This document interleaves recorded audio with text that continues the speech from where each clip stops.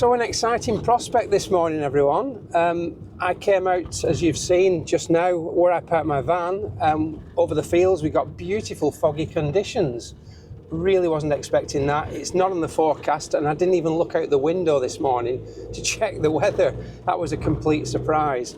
So I'm heading to a woodland today that I just want to check out because I've got some workshops coming up in the next few weeks. I have several woodlands available to me at different elevations, which means I can extend the autumn and also the spring seasons by going to woodlands at different elevations. So I'm going to check this one out today because it's one that's high up. We're in the early part of autumn and I want to see if there's any autumn colour developing. There probably will be, but it won't be thick with it, let's say that. Now, if this fog is still around, I'm going to head probably to a shot that I did with my, well, so not with the OM1 Mark II recently, a woodland scene that I did say at the time, if we got foggy conditions, I would come back and shoot it. I'm not really expecting it to be foggy up there because it is quite high up, and fog, as we know, tends to lie low most of the time. But regardless of what conditions I've got, that particular location always delivers, whether that be a woodland landscape, a river corridor within the woodland shot, or an intimate landscape. I always find something. So I will see you when I get there. Well, remarkably, we do actually have fog in the woodland, so I'm heading to my little location now. That's on the assumption that I can actually find the spot. It was a bit of a convoluted way that I came across that scene in the previous video. I will put a link above to that video so you can have a look at the shot. Hopefully we get it and the fog hangs around. Looking upwards, there is a hint of blue sky, which means that time with these conditions are pretty limited, but it's certainly nice and thick at this level, which is fantastic. And because I've got a bit of a trek to get to that location, it means that I can actually warm up for once, because I'm often getting straight out the van and straight onto finding subjects, and half the time I'm standing around photographing my intimate landscapes freezing because I've just not had a chance to warm up. So yeah, a little bit of a walk this morning, which is always nice.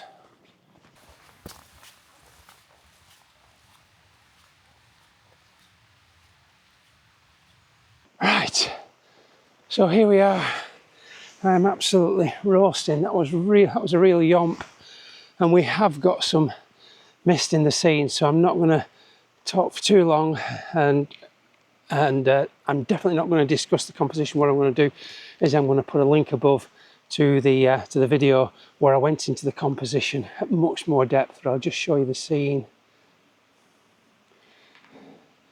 So the main focus is this tree here, and then you've got this tall one here on the left, one on the right, and it's just about making those trees just sit comfortably within the frame, and then we lose the top part of the sky, and we've just got the light that takes us through into the woodland beyond. The light in the distance is key to this shot. You need that light in the background to take you through that visual journey. Right, I need to get the camera up and set up as quick as possible before we lose these lovely conditions. Now I know for a fact, because when I just set that camera up there, that you'll be, certainly many of you will be discussing this character just to the left hand side of me. And in all honesty, when I first came to this location to shoot this scene, it was this tree that drew me in as I walked along the footpath just behind the camera there. But the woodland is very dense immediately behind that tree, and there's no, well, there is a bit of light behind it at the moment, but to my eye there's nowhere to go beyond the tree itself. You've not got this visual journey through the woodland, which this scene has, and what you end up with is just an image of a really nice tree. And the idea with woodland photography is that you get more than just an image of a really nice tree. Now granted, that tree is probably nicer than the one that's in my frame, but you can't have everything. It's obviously a compromise, but I really like that scene. And we've got a little dash of autumn colour just showing on the left hand side It probably will be a little bit obscured by the main tree when I get it set up, but it's a little bit of autumn colour, which is fantastic, and we've got the conditions. So I'm talking again, and I need to be setting up. The trouble with fellas is that you tend to not be able to talk and concentrate at the same time, or talk and do something else at the same time. That's certainly what my better half would tell you about me. Okay, get this lined up. So just quickly show you the scene on the back of the camera before I take it. Like I say, I'm not going to go into all the compositional elements. If you get a chance, go and have a look at that on my other video, and where I discuss in more detail the positioning of the various elements. But you can see clearly that I've got these trees positioned left and right, which provide my main anchors for the scene. And you can obviously go in a bit too close or a bit too far out. That's a bit too far out. It's just about getting the spacing on either side of them just about right. Obviously going too tight like that, you can see there's something not quite right about it. They're far too tight there, and they become distractions. So it's just giving them a little bit of breathing room, and they help to focus your attention on that lovely central tree and these conditions. Now what I'm going to do is I'm going to take a couple of shots first of all, just to get them in the bag, and then I'm probably going to wait around to see if this fog lifts and provides any more dynamic light into the scene. It is still quite dull at the moment, but I think this is worth hanging around with. Whichever I get in the end, I will put that shot on now.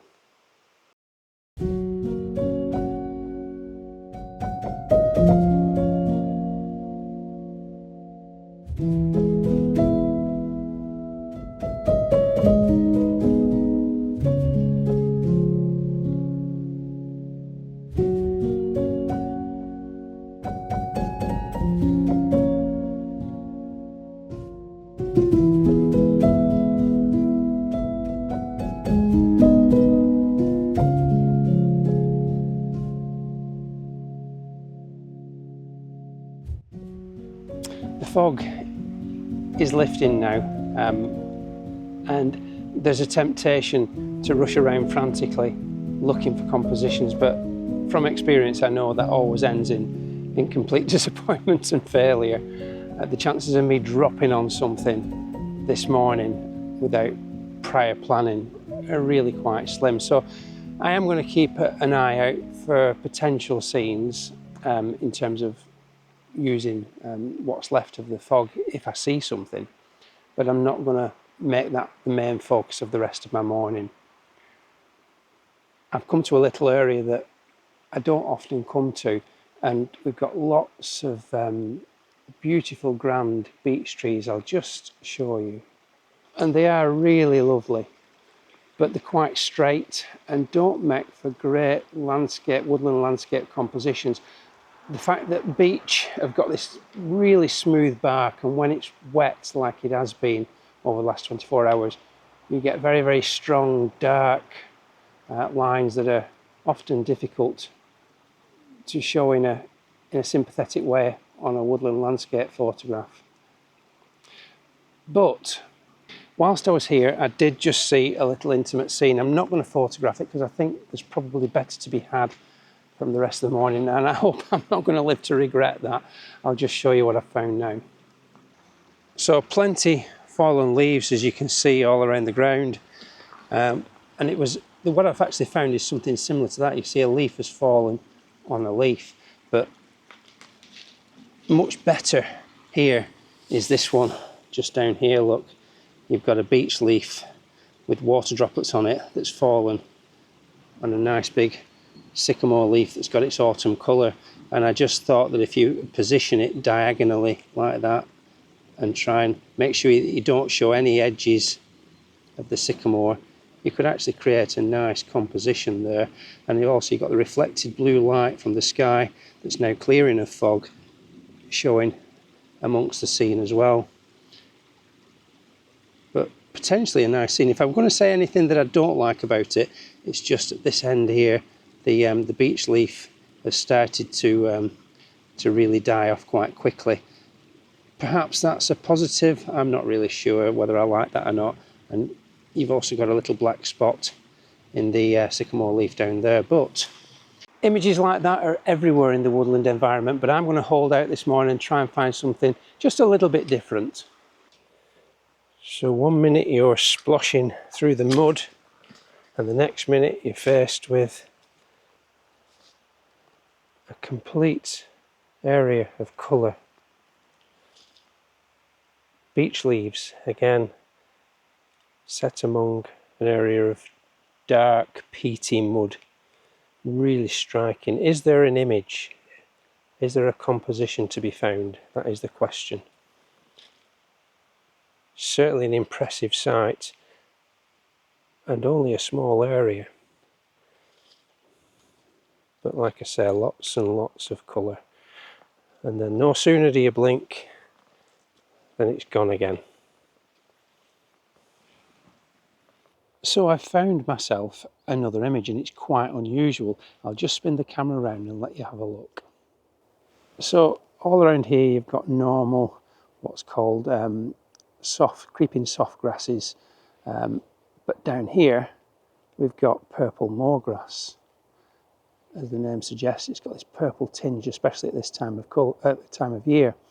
Now if you look here, we've got a big tussock of tufted hairgrass. There is another one just at the back over there, but it's not quite as apparent.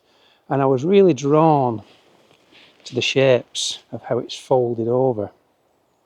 And then it suddenly struck me that whilst I couldn't get shots of it just using sort of segments of it, I did have a quick look at what it might look from above using this as my main composition anchor. Now if I take the camera up and point it down, you can see that there is developing there a nice composition. Now if I just zoom in a little bit and then offset that, you can see that there is potentially a scene developing. Now annoyingly, my Pentax only goes so wide, and I can't get that exact shot in, which is what I will probably like. I'm a little bit tighter than that. But I've got the camera set up on it there, and it looks quite nice through the back of the camera. Now I'm going to go for a straight shot first of all, and then I am going to attempt to take a couple of shots around it with a view to stitching it as part of a wider scene.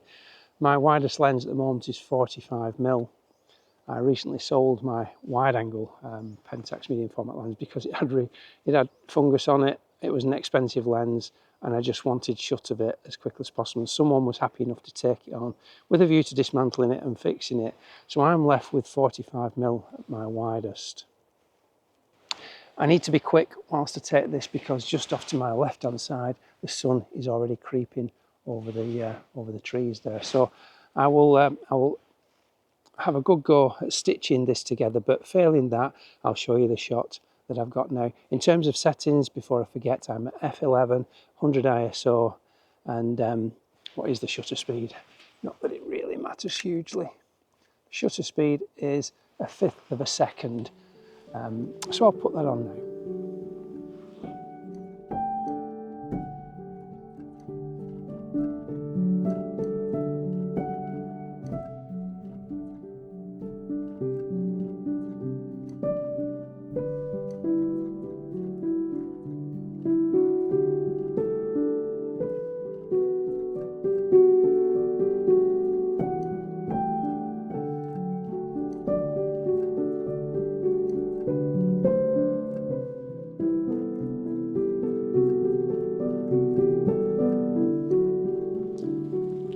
So I've decided to have a wander into a little patch of woodland, which is still part of the same woodland that I'm in, but a little area that I don't really come in that often. The canopy is predominantly oak and rowan, which suggests it should be a productive area.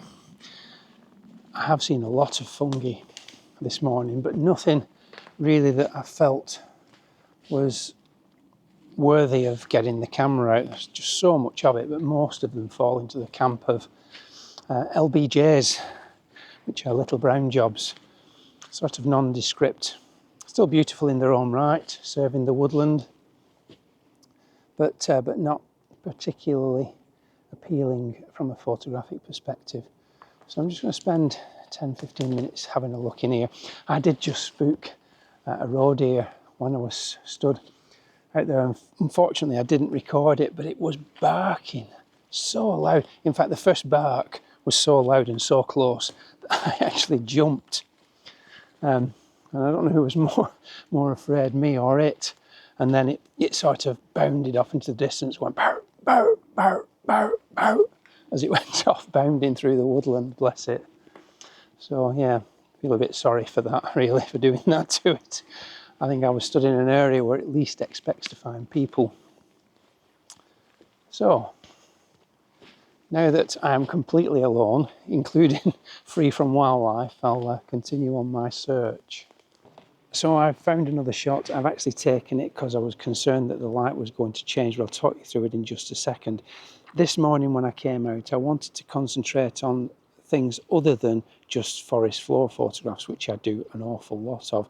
And I think I've done all right. I've got the broad woodland scene this morning from an earlier film in better conditions, at least that's what I'm hoping. I then got the grasses from above, which was really nice.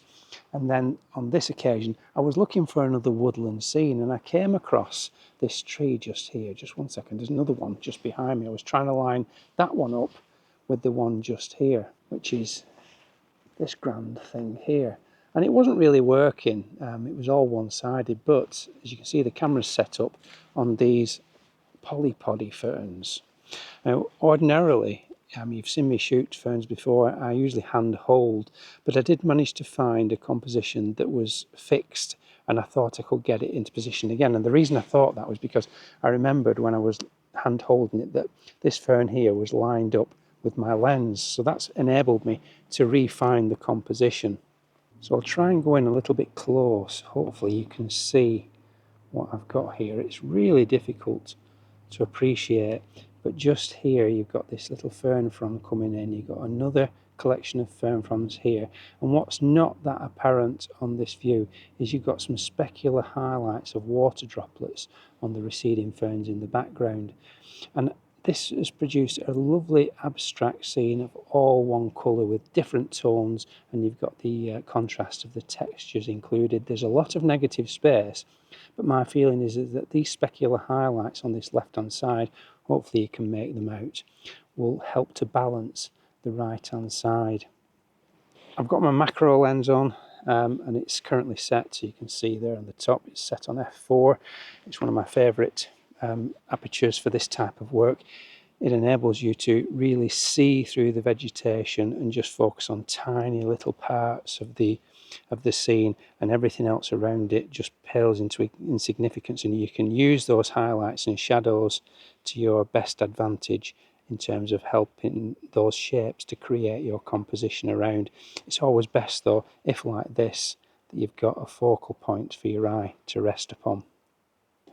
So I've got the camera here just as a demonstration to show why I select f4 for this type of image. Now, this little video camera is showing what the scene would look like at, for example, f22, and you can see there's an awful lot going on. There's some lovely backlighting, having said that, but the whole point of using f4 is that you can just focus on little tiny fragments of the composition and throw everything else around it into absolute softness and just work on creating compositions with those shapes. But you can clearly see that apertures such as f22 and even a lot less than that, the minute I go to f8, it starts to show too much of the surrounding vegetation and it becomes quite complicated and difficult to manage. f4 is the perfect scenario for this, and if you've got a lens that goes beyond f4, maybe 2.8, 1.8, even better. So I'll put my image on now.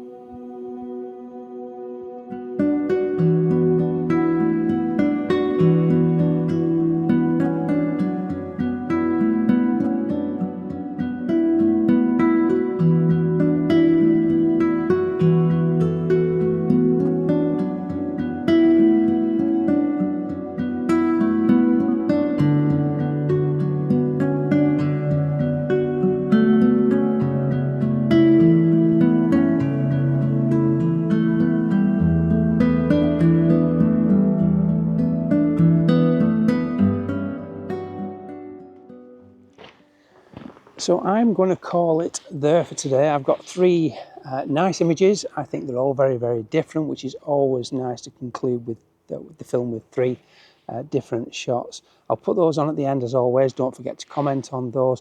Now, the subscriptions for the channel have started to climb just recently, which is fantastic. So if you're not already subscribed and you're enjoying what you see, don't forget to subscribe. And as always, give the video that nice big thumbs up. So until next time, I will say thank you all ever so much for watching. Until then, bye for now.